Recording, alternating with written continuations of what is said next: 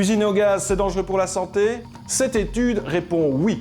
Pour le CLASP, une ONG qui vise la performance environnementale des équipements, et l'association française Respire, le principal coupable, c'est lui, le NO2, le dioxyde d'azote. Il est produit par la combustion du gaz et il est nocif.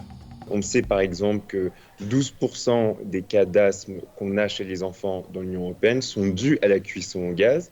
Et on a même des chiffres aussi au niveau de la Belgique. On a 15 000 cas d'asthme en 2022 à cause de la cuisson au gaz. Le dégagement de dioxyde d'azote dépasse même les normes de l'OMS, l'Organisation mondiale de la santé. Alors quoi? La cuisinière au gaz, ça pollue? C'est ce que nous allons voir.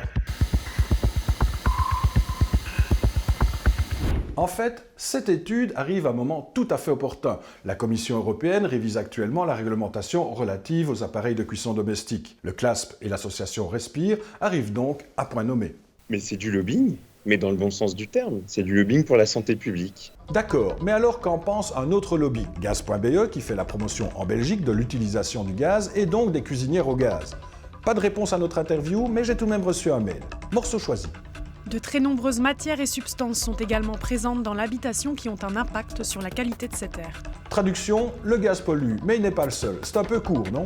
J'ai donc demandé conseil à un professeur. Il enseigne à l'école polytechnique de Louvain. Pour lui, la combustion du gaz produit bien du dioxyde d'azote et d'autres polluants. Et en effet, ça peut être néfaste pour la santé. Le dioxyde d'azote est un oxydant puissant. Il est très irritant en fait pour les voies respiratoires. Et donc les personnes sensibles ont tendance à être, affectées par la présence de NO2 à des concentrations assez faibles.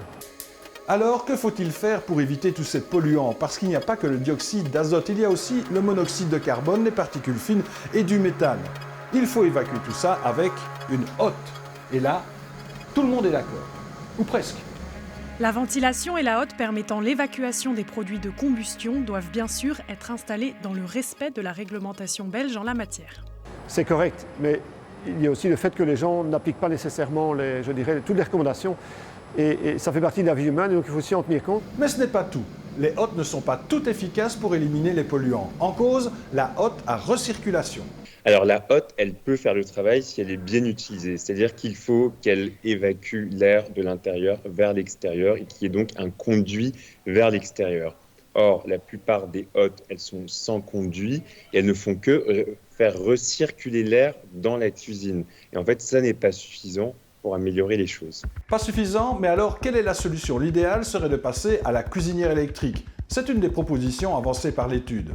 Quoi? Il y a urgence? Je ne serais pas alarmiste dans le sens où la quantité produite dans une cuisine, pour autant qu'on ventile un peu, etc., est relativement faible par rapport à ce qu'on peut observer dans certaines villes lorsqu'il y a des pics de pollution, etc. Donc l'exposition, il faut la relativiser, mais c'est clair que là où je réduis l'exposition des produits de combustion, je réduis l'exposition des polluants, donc c'est toujours une bonne chose. Quelques conseils quand vous cuisinez, veillez à bien faire fonctionner votre hotte, idéalement une hotte qui aspire l'air vers l'extérieur, et veillez à bien ventiler votre cuisine, comme ça par exemple.